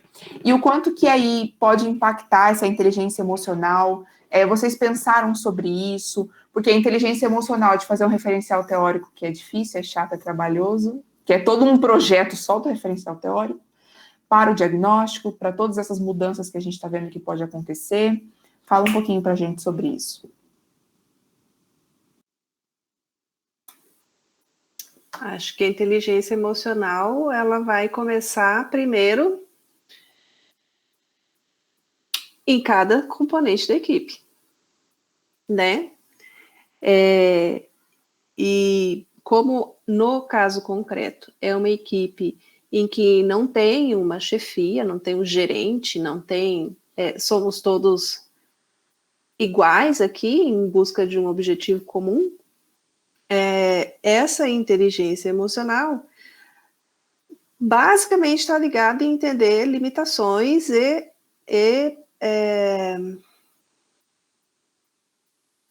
aptidões e limitações. E aí, quando você consegue perceber o que é forte e o que é fraco em determinado, no teu companheiro, no teu colega, no teu irmão, no caso é só irmã aqui, né? Você consegue fortalecer mais e sem ficar, por exemplo, até eu acredito muito nisso, de chegar num nível de equipe em que não exista melindre em delegar tarefas umas para as outras. E até porque tem situações em que uma pessoa está bem, a outra pessoa não está bem, ou outra pessoa está atarefada, às vezes, com questões do próprio trabalho, né, que a gente já falou, a gente não tem dedicação ao mestrado, é realmente bastante pesado.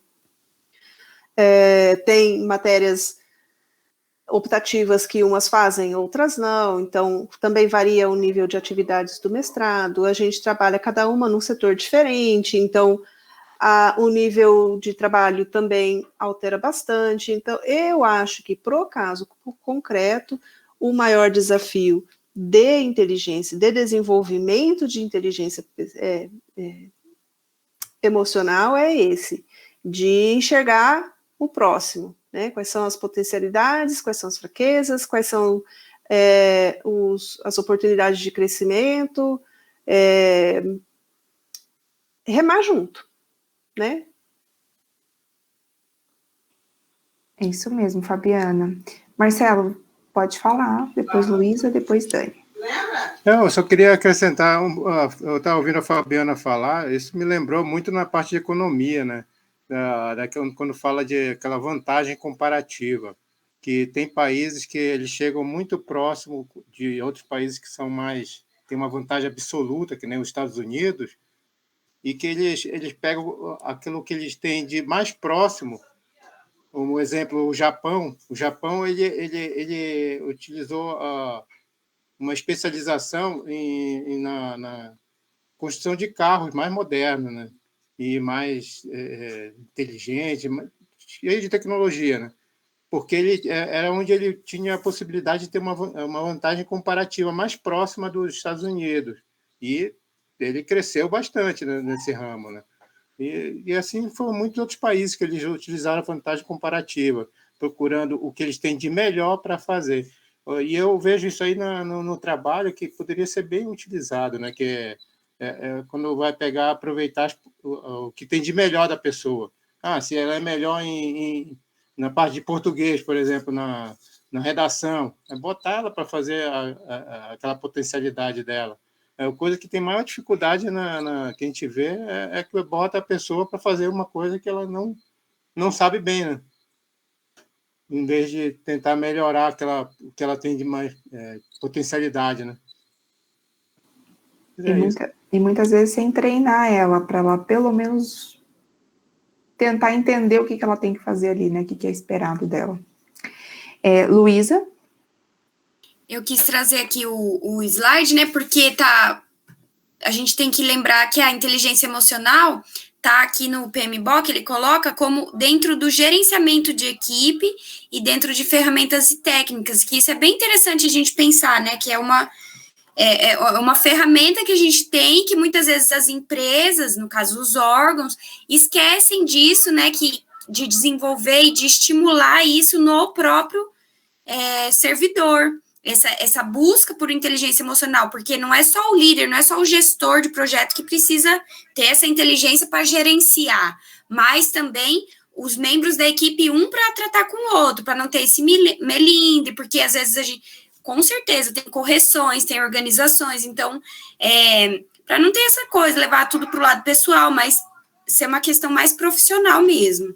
Senão nunca vai ter uma equipe autogerenciável. É verdade.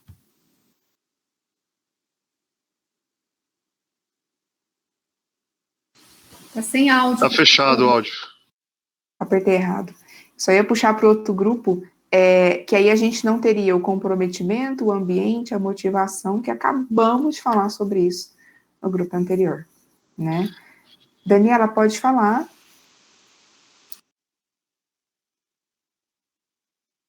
Sem áudio também.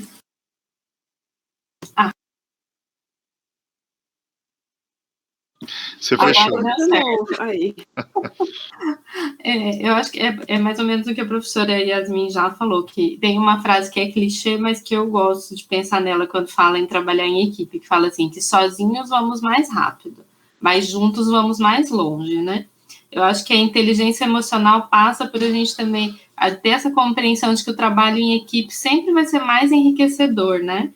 E isso que o Marcelo falou, de valorizar mais a potencialidade do que ficar olhando as limitações, às vezes, do membro da equipe, né? Entender que a gente tem que entender que nem todo dia todo mundo vai estar bem, vai estar em condições, mas que, com certeza, os pontos de vista diferentes sempre vão estar agregando e vão trazer para cada um individualmente também um crescimento, além do melhor resultado do projeto, vai acabar trazendo crescimento pessoal para todos os envolvidos, eu acredito também. Com certeza, Daniela, também concordo. Priscila, você levantou a mão, Plínio também depois, parece que baixou. Levantei, professora. Dentro da inteligência emocional, existe uma ideia que às vezes incomoda um pouco. Como se fosse uma forma de se exercer a inteligência emocional, conseguir ficar no limite das atribuições durante muito tempo, e eu acho que isso não é uma realidade. Eu acho que a inteligência emocional implica também em ver até onde você pode ir enquanto equipe, enquanto pessoa, e sem essa exaustão que se entende como inteligência emocional, que eu acho que passa longe disso. A inteligência emocional também tem essa preservação, né, da saúde do grupo ou da saúde individual, né, que muitas instituições se negam a enxergar como se isso fosse algum sinal de fraqueza, e não é, né? É simplesmente um reconhecimento da própria natureza humana. E tudo isso, eu falei para vocês que a gente estava fazendo a reflexão ao contrário, né? Para chegar no começo do que o grupo propôs, que é o que eu preciso ter de recursos. A gente falou muito mais aqui do recurso humano, mas sem ele nenhum dos outros tem nenhum sentido, né? A gente ainda não tem organizações feitas de robô, e por um bom tempo eu acho que ainda não teremos, né? Eu acho. Bom, é só uma suposição. Plínio, você vai falar? Baixou? Não, dessa vez foi sem querer mesmo. Então tá bom. Pessoal, alguma pergunta a mais para o grupo? Já fiz várias, tenho outras aqui de backup. Brincadeira. Bom, ô professor Aguirre, pode falar.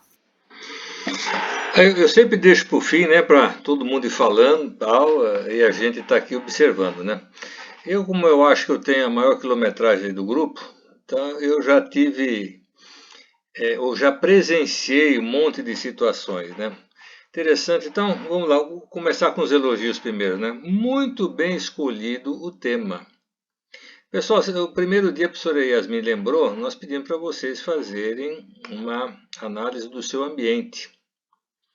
Né? Hoje já temos algum resultado que deixa a gente muito satisfeito. Né? Eu não conheço o meu ambiente de trabalho. Então, se eu não conheço o meu ambiente de trabalho, como é que eu vou propor alguma melhoria? Eu posso questionar alguma coisa? Né? Então, é importante, né? E um dos objetivos dessa nossa disciplina é desenvolver o senso crítico. Né? Por isso que a gente está pedindo para vocês avaliarem os seminários, avaliarem o trabalho dos colegas, para a gente poder enxergar um pouquinho melhor, enriquecer os detalhes. Né? Então, este grupo cuidou dos recursos. Né? Eu entendo que a gente tem basicamente 4 recursos. Né? Recursos humanos, recursos materiais, recursos financeiros. E o quarto elemento, que é igual para todo mundo, mas ele é tratado diferentemente, que é o recurso de tempo. Então, tudo bem, né? Faltou essas 2 coisinhas lá no slide, mas deu para entender. Qual que é o recurso mais complicado? É o bendito recurso humano. Onde tem gente no meio, a coisa complica, né?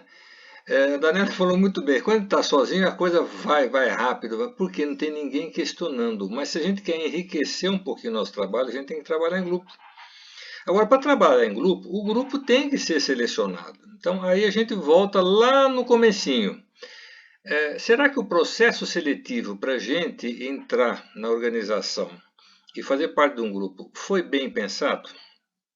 Eu tive uma experiência pessoal, né, de uma empresa que eu trabalhei que tinha uma rotatividade, assim, um turnover impressionante. Não dava tempo de você treinar a turma e você começava a compensar a falta de qualidade por quantidade. Quando eu assumi aquela gerência daquela unidade, eu falei, meu Deus do céu, aqui tem gente vazando pelo ladrão, nós precisamos ver alguma coisa. Então eu chamei um especialista de RH, e uma das coisas que ele me perguntou bem no comecinho foi, qual que é o perfil da pessoa que você quer? Então nós precisamos definir os perfis dos diversos cargos. Eu vi bastante comentários aí que os colegas não entendem, um fica melindrado, não sei o que lá. Isso aí faz parte do perfil, foi bem escolhido, o processo seletivo foi bem feito. Uma das coisas que a gente vê encrenca, via de regra, eu formei uma equipe, a equipe precisa de um chefe, não vou nem dizer líder. O que você faz? Você tira alguém desse grupo e coloca um chefe? Eu me lembro de uma empresa que eu fui dar consultoria que tinha 10 vendedores, o gerente de venda saiu e o empresário me falou o seguinte, bom, vamos pegar um dos 10 e vamos transformar ele no gerente? Eu falei, olha, você vai ter um gerente e 10 descontentes que vão sabotar o trabalho do gerente. Então a minha sugestão é o seguinte, vamos manter os 10 na área de vendas e vamos trazer alguém de fora. Eles não vão gostar, mas pelo menos você vai ter 10 mais ou menos confiáveis na parte de trabalho. Será que está previsto na minha evolução de carreira passar por um cargo de chefia? Então já devia ter sido previsto lá atrás se essa pessoa tem condições de ser chefe ou de ser um líder. Chefe qualquer um tem condições de ser, mas líder é uma coisa que ou ele é ou não é. Dá para melhorar. Mas se a pessoa não tem nenhuma aptidão para ser líder, vai ser meio complicado você investir nele para transformar líder. E a gente vê que os problemas basicamente são esses. Falamos aqui sobre normativas, sobre processos, sobre uma série de coisas, mas o probleminha básico é liderança, chefia. A chefia muda de foco toda vez. A gente fica doido, claro, a gente tem que obedecer a chefia, mas será que é por isso? Nós temos espaço para poder criticar, sugerir alguma coisa? Um dos objetivos do Profeap, o grande objetivo do Profeap, é que vocês tenham uma proposta de melhoria para ser dada à organização ou setor que vocês trabalham. O diagnóstico é uma coisa maravilhosa. Eu vou fazer um diagnóstico da situação do meu setor. Muito bom. Por quê? Porque normalmente a gente enxerga a causa, a gente enxerga os efeitos, não enxerga a causa. E se você não tem a causa definida, você não vai conseguir corrigir aquele efeito. Então é importante a gente saber fazer isso daí. Mas eu acho que faltou no trabalho de vocês, primeiro, quem que é o cliente desse diagnóstico? Para quem que eu vou fazer esse diagnóstico? A quem interessa esse diagnóstico? Eu achei meio confuso um dos últimos slides lá, se é a teoria das organizações ou a teoria da administração. Usou-se os dois termos, só para como contribuição, tá? E vocês notaram mais uma vez que o uso de planilhas, o uso de matriz, dá para enxergar uma coisa maravilhosa. Você consegue ter tudo na mão e fica fácil identificar alguma coisa que esteja faltando. Então o trabalho está muito bem feito, apesar do 5W 2H, na planilha estava 5W e 1H, claro que o quanto não interessa, pelo menos nesse primeiro momento, mas é muito importante que essa distribuição de função e o mais complicado, que é a distribuição das responsabilidades. Quem que vai fazer o que e quando? Então aqui nós temos também o recurso tempo, um cronograma. Olha, cada um vai ter que fazer a sua parte e entregar a sua parte até o dia tal para a gente juntar tudo para conseguir terminar o nosso projeto.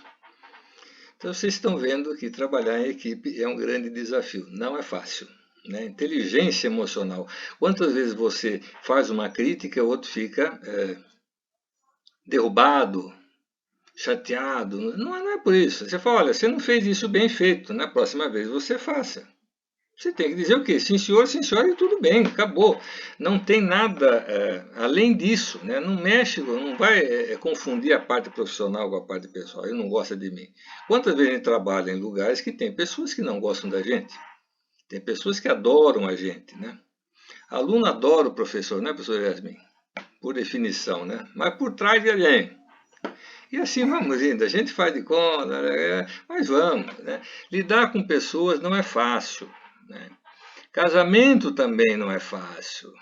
A gente fez um processo seletivo direitinho, a gente viu potencialidades, viu ameaças, viu coisas que você está disposta a aguentar, coisas que você não está disposta a aguentar.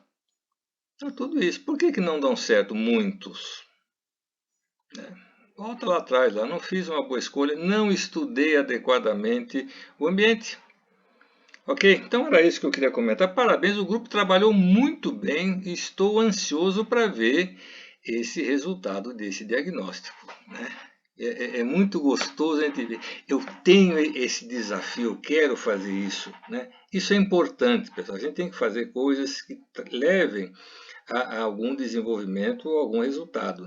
Não ficar fazendo elucubrações teóricas aí que não levam a nada.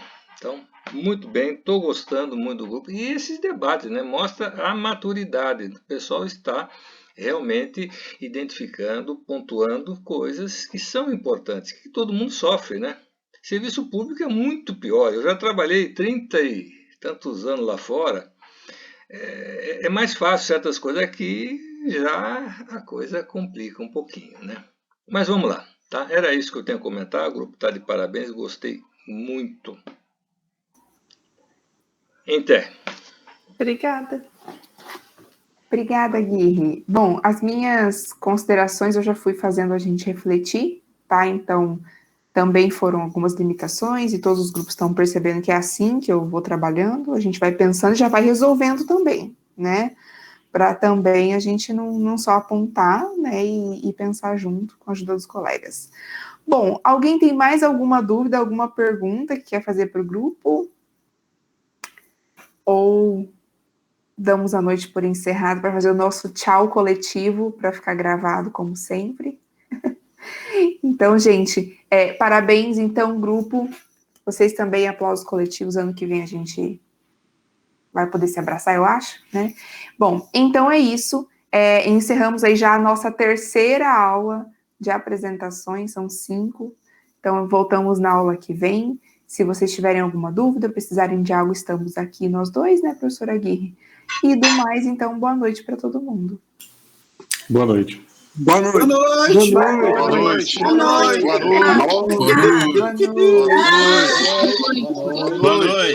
Boa noite. Boa noite. Boa noite.